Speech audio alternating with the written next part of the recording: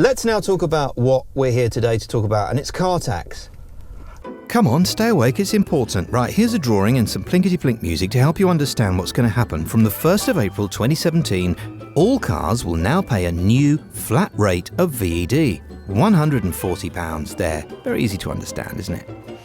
No, it's not actually, because some cars won't pay that. They'll pay more. Like, for example, if the car costs £40,000, there'll be a surcharge on that of £310, which you then add to the £140 I mentioned earlier to bring you your new total, a bargain at £450 per year.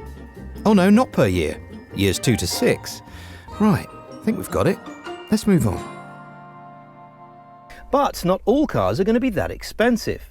If they're under £40,000, they'll come under the new £140 a year tax rate. Plus, that'll be a saving for some people. And if it's a Nissan Leaf, it'll still be free. Yes, it will, and that means you can get a Tesla like this one, although it won't look like this one because this is way more than £40,000, unless you want to pay the surcharge, or buy a cheaper Tesla. Or you could choose a Fiesta, or a Corsa, or the Renault Twingo, because they're free, but not for long. There's also going to be changes to the first registration fee as well, and if you don't know what that is, it's the amount of VED that they put on the car when you first buy it. This Range Rover will be £800 instead of £400-ish. An R8 V10 Plus is now going to cost £2,000 at the first year of registration, which is double what it was before.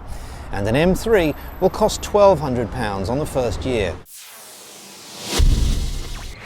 Well, you join us here with the Chancellor, George Osborne, as he deliberates over the budget and how he's going to make the VED system work into 2017. So he needs to make it fair, needs to generate revenue, needs to make it easy to understand. Okay. Yeah, that'll do. Some of the hardest hit people are going to be those people who choose the lower emissions cars, oddly enough. For example, the Golf 1 litre TSI currently is free. But after April the 1st, 2017, for the first 6 years, that car's going to cost £820 to tax. And then on the other end of the scale, you've got the V8 Mustang 5 litre. That's going to be cheaper to tax in the long run. If you plan on keeping your current car, you're not going to be affected. But if you're going to buy a new one that was registered after April the 1st, 2017, whether it's new or used, you will be.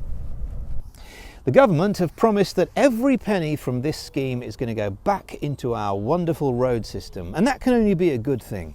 So I'd like to know in the comments section below what you think. What system would you have invented to generate revenue from a system that wasn't really sustainable before? How will this change the way that you buy a car, if at all? And will this help us meet our environmental obligations? I've also, if you'd like to get some more information, put a special link to the AA in the description, because that was the easiest one I could understand. Thanks for watching. 'Cause I'm a tax man.